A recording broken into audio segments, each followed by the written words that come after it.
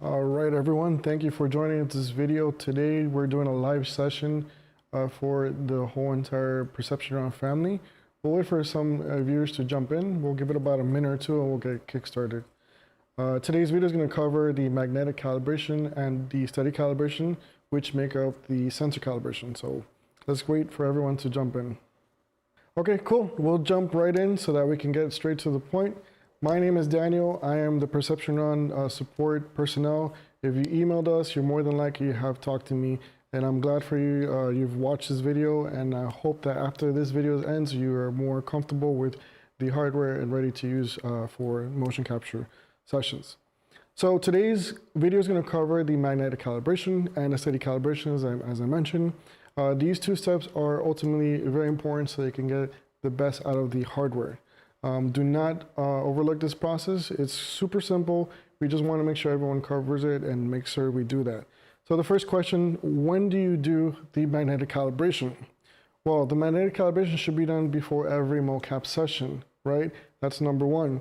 Number two, you should do it if you travel, if you're going through the airplane, if you're relocating to a different area. You should do the sensor calibration. This is going to ultimately let you start off with the great and best Mocap available for you. So we're going to now talk about what we need to make sure that we have. For this session, we currently have Perception Neuron Studio. This also covers Perception Neuron 3 as well, so don't be afraid. This is going to be the same process for both hardware. So right in front of me, I have the Perception Neuron Studio sensors, and I have the Perception Neuron Studio transceiver.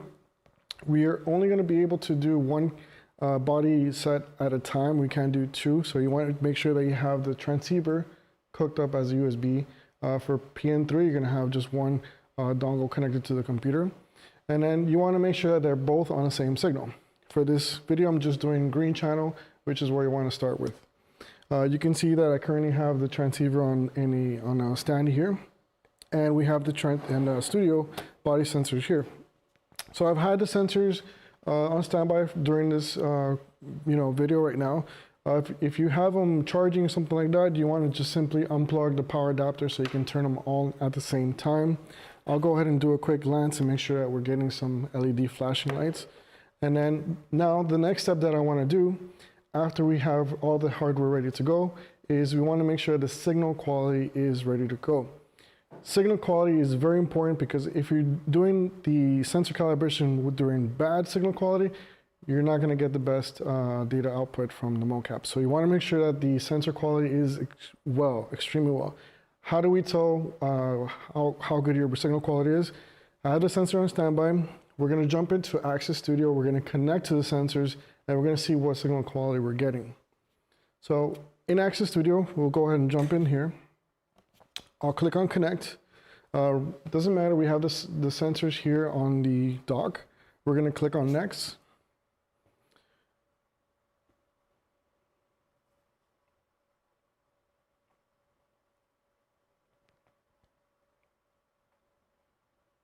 Once Access Studio has connected to the sensors, we're going to do a visual check. We're seeing that all the sensors are detected.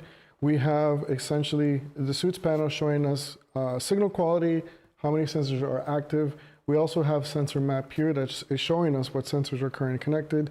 And the first things first I want to look at is the signal quality. Right now we're getting an overall within 99%. So what percentage you want to have? You want to have something 95% or above.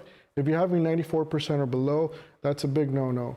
I would stop and I would try to see how can we improve that and focus on exposing the transceiver, making sure that the body sensors are close, near, or there's no any interference in the area.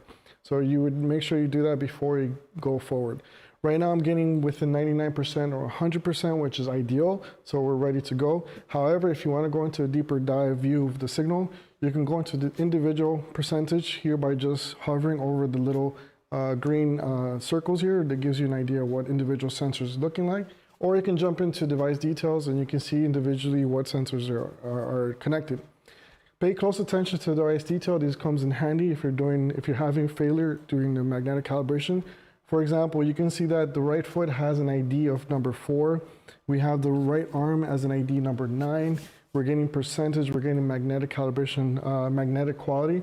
That's super important because if you're getting a failure on those, you get an ID, and it'll give you an idea what sensor you need to recalibrate individually. And I'll walk you through that as well. So we're getting good quality. We're ready to go.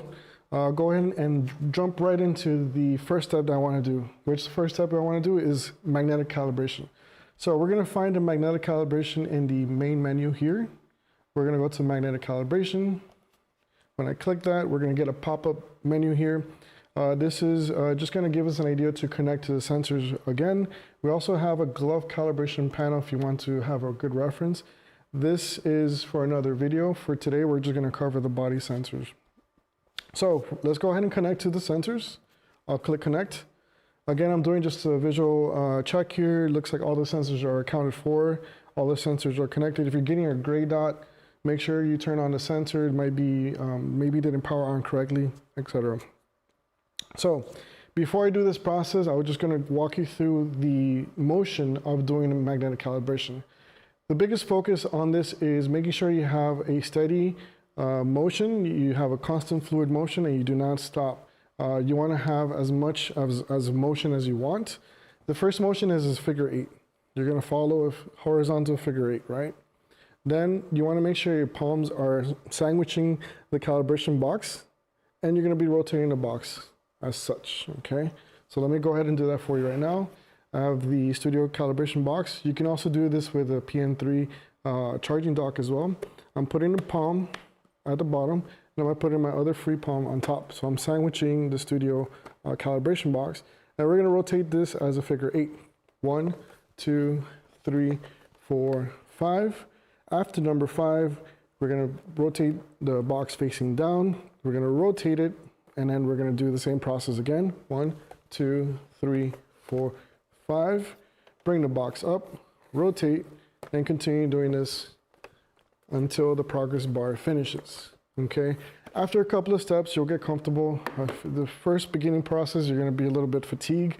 Then you'll get comfortable with the movement, but that's essentially what it is. You wanna make sure you maintain a fluid, constant movement, so that the more rotations, the better. That way, Access Studio can calibrate the sensors much better. So as soon as I click on start, we're gonna get a countdown, 5-second countdown. We're gonna see a video as a reference. However, I recommend you to just follow the movements that I'm doing and follow that pace. Faster, smoother is better. So let's go ahead and click on start. Before I click on start, let me stand up so you have a good view of how the process works. I'll click on start here, wait for the countdown, and watch the motion.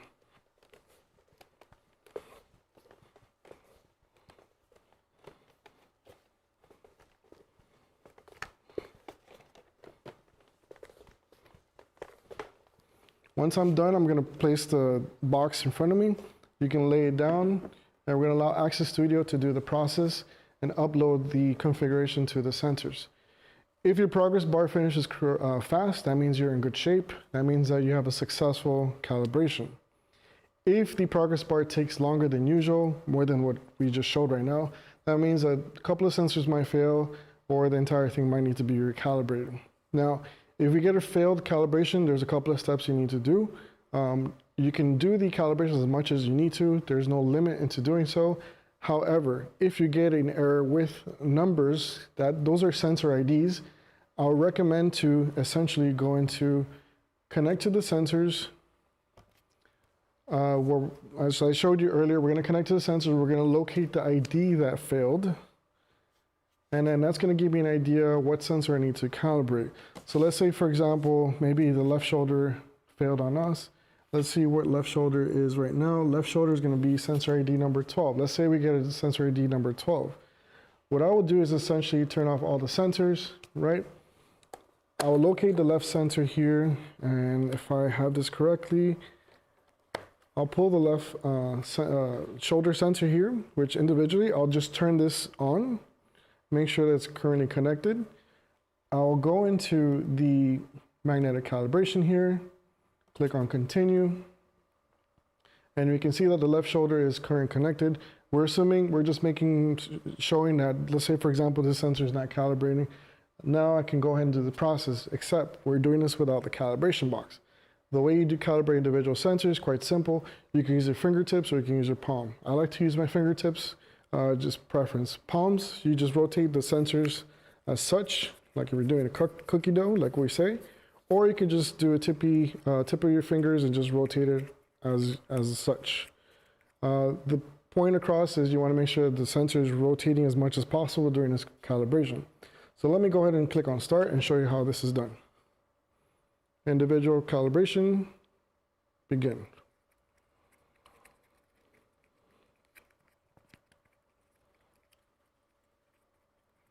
And remember, if the progress bar finishes fast, we're more than likely going to get a successful magnetic calibration. So we're going to wait for Access Studio to complete the process. It's going to upload the data. And always remember, if you have any questions, to email us at contact@neuromocap.com if you have any questions. We get a successful now, and now we're able to put the sensor back because we still have one more step to do. So we put the sensor back into the box. And what I'll do is essentially connect the power adapter to the calibration box. Make sure they're all powered in. And then I'm going to unplug the power so that they can all turn at the same time. I'll go back into Access Studio here, click connect. And all I'm simply doing is just making sure all the sensors are on in good shape so that we can do the next step. So we're halfway there. We've done the magnetic calibration. Now we're going to focus on a steady calibration. The steady calibration is going to correct the gyroscope of the sensors. This step is the easiest of all, of course.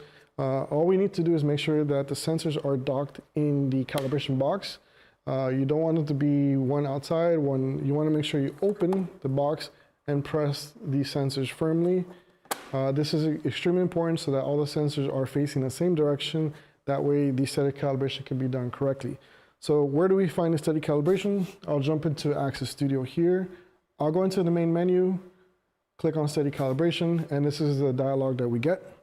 All we need to do is click on connect. Again, the sensors are in standby mode. Now they're connected. We check that all the sensors are detected, so we're in good shape. And then all I need to do is click on start. Before I click on start, again, what do? All the sensors are docked, properly placed.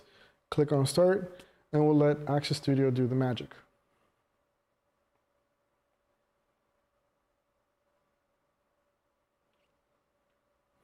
Once that's complete, we'll get a calibration done. Now we're ready to continue to the next step. I'll click on connect. Again, as you can see, I like to click on connect just to make sure all the sensors are good. We're rolling so that we can go to the next step of doing the posture calibration.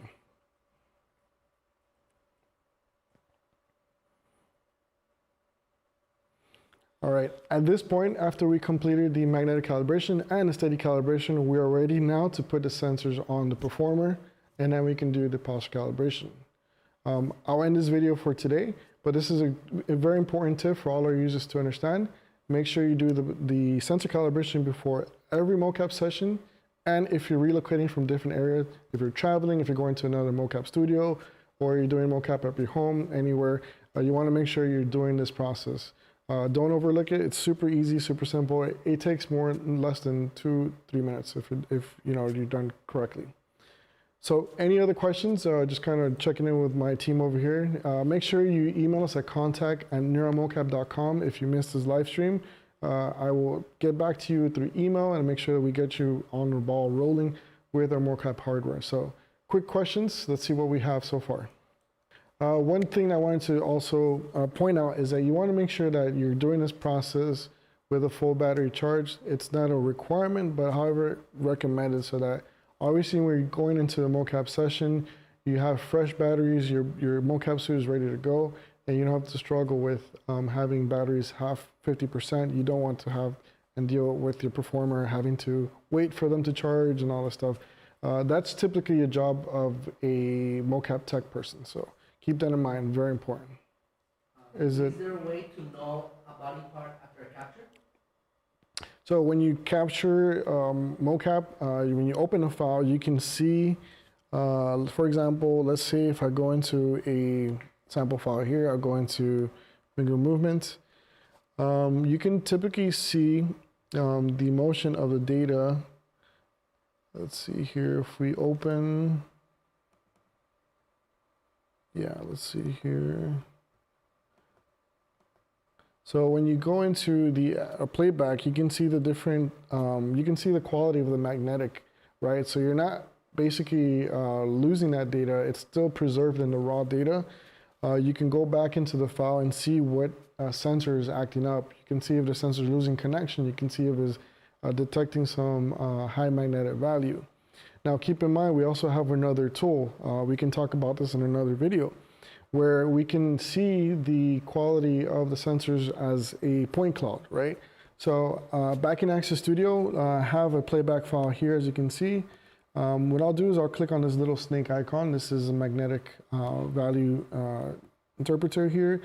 What I'll do is I'll select the character. I'm currently on the editing window, and I'll say start. What I'm doing is I'm selecting all the bones, and I'll click on start here. And you see that even though the file was recorded, we're preserving a lot of the data at the point of real time. I can see if the capture had some interference. Maybe there was something on the floor. What that'll help me do is if I go back into the mocap session, I can say, hey, avoid this area. Let's put a marker. Let's not step our foot in there. Let's not put our hands there, for example. Let's do it one more time. So it gives you a visual representation. You're not really shooting in the dark here. You have a lot of raw data that can give you feedback so you know how to improve your mocap session. So I'll close this here. Let me clear this for now.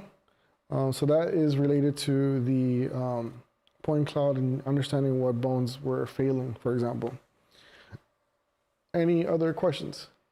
So the question is, how do you gauge what is causing a problem in your mocap session? Typically what I like to do is, for example, before I go into a mocap session, this is my personal way of doing things. I like to focus a lot before I put the sensors on the performer. In this video, we just did the sensor calibration, which included the magnetic calibration and the steady calibration. What I like to do is, for example, as you've seen during this video, I've had the sensors connected. This is real time, right? I can tell by the sensors that have been connected for about, what, 10 to 15 minutes, that all the bones have not moved since I connected to the sensors. This gives me an idea and engagement of that my sensors are not drifting exactly before I put them on the performer. So what I did is sensor calibration, which magnetic and steady calibration. Then I connected to the sensors. I let the sensors connected to the application here for maybe about 15-20 minutes. Let's imagine that we're basically just suiting up the performer. We're putting the straps on, but we're letting the system run for the meantime. If I'm done after 15-20 minutes of putting the straps on the performer, I come back and I see that the avatar is essentially maintaining a good posture while they're in the calibration box. That leads me to believe that the sensors are not drifting, there's no magnetization, and everything is good to go, so that I can put the sensors on the performer. Now, if you have the sensors on a performer already and you're trying to see if there's any drift over time, typically what I like to do is mark an X in the room. That's your origin point. Have the performer work around for about 15-20 minutes, and then just have them take a break. Simply have them go back to the origin point, do an A pose, and then visually see where the bones of the avatar have drifted over time. Obviously, if the bones have drifted over time, we do have a reset option here, which is currently not highlighted. However, this option here will reset the bones as long as the person is in an A pose, the avatar's bone will reset. If you're having to do that quite often, where the bones are drifting a lot over time, you may want to go back into magnetic calibration and do it one more time properly.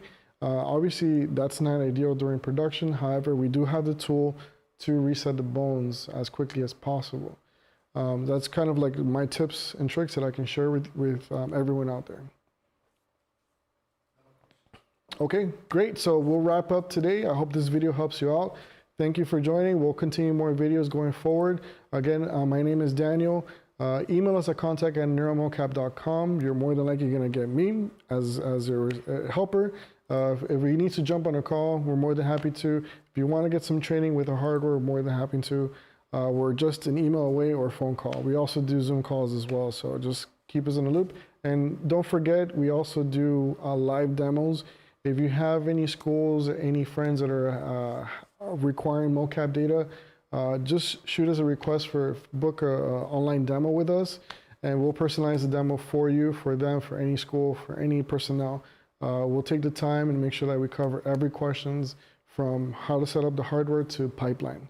So thank you, everyone. We'll see you next week, and take care and happy holidays.